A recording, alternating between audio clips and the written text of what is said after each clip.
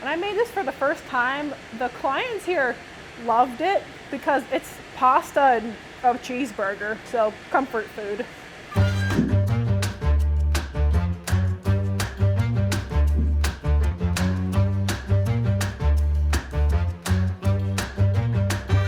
Today we're making cheeseburger casserole. We have about 8 ounces of macaroni noodles and about a pound of ground beef, 2 8-ounce packages of cream cheese, a little bit of salt and pepper, 2 cups of cheddar cheese, and 2 diced tomatoes. Preheat your oven to 350 degrees Fahrenheit. You're going to want to boil the noodles in water for about 8 minutes until they're al dente. While that pasta is cooking, you would cook your ground beef. Once your ground beef is hot, you add the tomatoes. So I have a pan over here, so I'm gonna go ahead and put the ground beef in it. Medium-low heat would be good. You don't wanna scorch the meat, but you want it to get hot. And then once it's in there, we're gonna add our salt and pepper and our tomatoes. I'm going to stir that around and let it cook for about 5 minutes or so. You wanna cook ground meat like lower for longer. You get all the pink out of it, but you don't like scorch.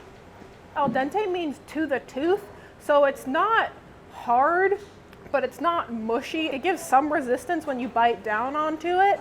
You could use whatever cheese you like on a cheeseburger. Shredded is easiest to mix.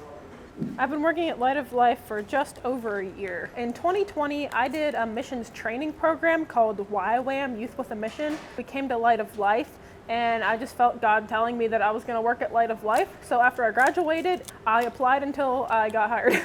So the new building is beautiful. There's a lot more space, counter space, high-end equipment. It's a great place to work. Just look at the tomatoes. They're getting mushy, so that's good there. I'm gonna add the hamburger mixture into my pan. You can use maybe like a 9x13 casserole dish if that's what you have. And then now I'm just gonna add everything else into there and mix it up. Then you're gonna wanna save a little bit of the cheddar cheese because you're gonna sprinkle it on top at the end. You can use a spoon, you can get in it with your hands. If you have a toddler, I'm sure they'd love to mush this. Just wanna make sure you get it until everything is incorporated and it's evenly distributed in your pan. You don't want any dry noodles or hunks of cream cheese.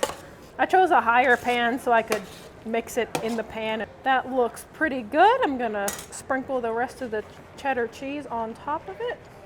And now it's ready to put into the oven. It's going to cook at 350 for about 40 minutes. And that cheese will get nice and melty. Our cheeseburger casserole is done. Oh, look at that. It is caramelized. That's gonna make a great dinner.